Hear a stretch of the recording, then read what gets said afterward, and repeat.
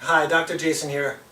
Today I'd like to talk to you about a concept that has been largely ignored in really the whole spectrum of weight loss. Now, when I talk to a client one-on-one, or especially when I lecture to a large audience, I tell them that, well, at least at the time of this recording, I'm 50 years old. Over 50, actually. And if we go back 50 years to the 1960s and 1970s, what has been the conventional wisdom, essentially, for the weight loss industry? And it's basically been to eat less and exercise more. Now, there's been a lot of pharmaceutical drugs designed to go into your body to help with obesity. There's certainly been a lot of surgical procedures. And you know what? All four of those things, eat less, exercise more, drugs and surgery, would be great if, after 2 generations, 40, 50 years, there was less obesity. But the truth of the matter is, in 2017, there's more obesity. I mean, if we had gone back 50 years with a crystal ball to even imagine medical technology, we really couldn't. But if we could, and saw that in the future we will have made no progress as far as obesity, we would think that would be just awful. But the truth, again, is that it's not even the same. It's way worse. So what I like to ask audiences is, what are the things that essentially determine whether or not you can lose weight or determine whether or not you can store weight? I like to ask the question, what is the word starting with the letter M? I give them the clue. It's right here, metabolism. But what's the word that determines how well or how poorly you store fat or burn fat? Now, they usually get the answer metabolism even without the hint. But then the next question kind of stumps them. What then determines metabolism?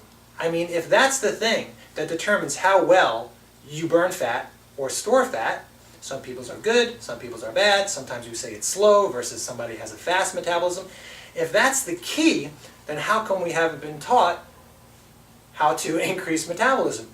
Sometimes they give me answers that everybody thinks are good answers. For example, some people will say age, and I remind them, again, it may not be common or normal for someone as they get older for their metabolism to get better, but if that was the answer, then everybody as they age would get fatter, and we know that's not true. Sometimes they say exercise is the thing that determines metabolism. Sounds like a good answer until you go to the gym and see the hundreds of people who are not making any progress no matter how much exercise they do. The third answer they give is food. Now, food somehow influences your metabolism, but they usually think about the amount of food. So for 40 years, the advice of eating less. Again, if that was the key, just eat less, we wouldn't have the epidemic we have in this country. So I don't keep them in suspense. But the thing that directly determines metabolism is basically the story for today's video, which is the word hormones. So hormones are the things that determine directly metabolism. So a quick definition of hormones is essentially chemical messengers that are made in glands of the body. They travel through the blood, and then they affect how you feel and how you look. They affect some target site in the body, and those are key. Now, for the conversation of weight loss, or stubborn weight loss resistance, there are hormones in the body that burn fat, and there are hormones in the body that store fat. And I wonder why we've never really been taught this. Overall, there are hundreds of hormones in the human body, and I'm not going to do a video on every single one. You really only have to know about a half a dozen that burn fat, and then there's a couple, maybe 2 or 3 that really store fat, and that's the key. So just to give you an idea, you may have heard of a hormone called growth hormone. That's basically the #1 fat burner in the body. And here's the amazing thing about growth hormone. Growth hormone is essentially triggered. It's like turning on a light switch. If our goal is to turn on fat-burning hormones, growth hormone is triggered or turned on not really by age, not truly by exercise. There's some types of exercise, and food isn't the biggest influencer. So in other words, the thing that basically impacts growth hormone the most is sleep. So in our clinic, we have results when we take people out of the gym and just work on their recovery and their sleep. So when it comes to fat storing, this is the bad news.